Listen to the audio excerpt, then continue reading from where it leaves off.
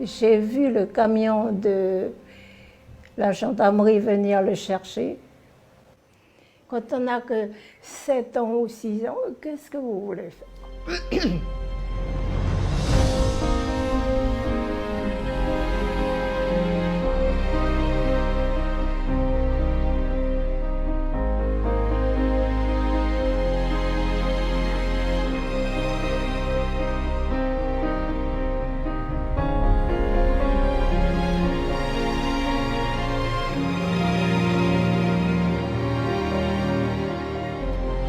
Il a été emprisonné. J'ai vu le camion de la gendarmerie venir le chercher. J'étais avec maman là, et puis quand le camion a embarqué, il ramassait partout, il passait le chemin de tous les Japonais. Et donc j'ai vu ma mère pleurer quand il est parti, mais je ne comprenais pas encore. Cécile Higa est l'une des dernières enfants de Japonais de la deuxième génération. En 1941, elle a vu son père Denzo arrêté par les gendarmes. Un traumatisme marqué à jamais dans sa mémoire. Partout, aux 4 coins de l'île, les arrestations de Japonais se multiplient. Les amis d'hier sont devenus les ennemis d'aujourd'hui. Pour ces Japonais qui ont tout fait pour s'intégrer, c'est l'incompréhension. Parmi eux, Denzo Higa, le père de Cécile.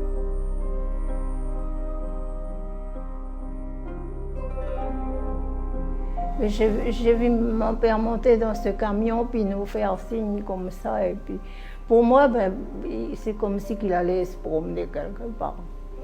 Mais quand j'ai vu ma mère pleurer après, c'était autre chose.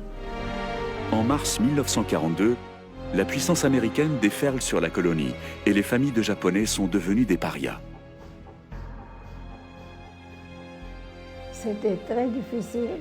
Ma mère nous envoyait dans un magasin chercher du sucre ou du pain ou quelque chose.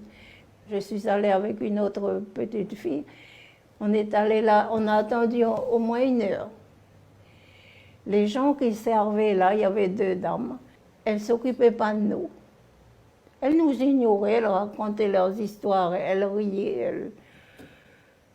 Et nous, on attendait, on se demandait pourquoi. Quand on n'a que 7 ans ou 6 ans, qu'est-ce que vous voulez faire? Ça nous faisait mal, parce qu'à chaque fois, on pensait à papa. Cécile ne reverra jamais son père, Denzo. Il meurt au camp 14 et sa mère l'apprend par un simple télégramme de la Croix-Rouge. Le facteur, il a appelé, maman est venue et il lui a donné ce télégramme.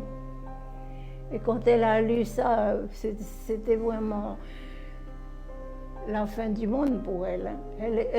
Elle s'est écroulée complètement. Dans les camps, la vie s'organise, loin du monde.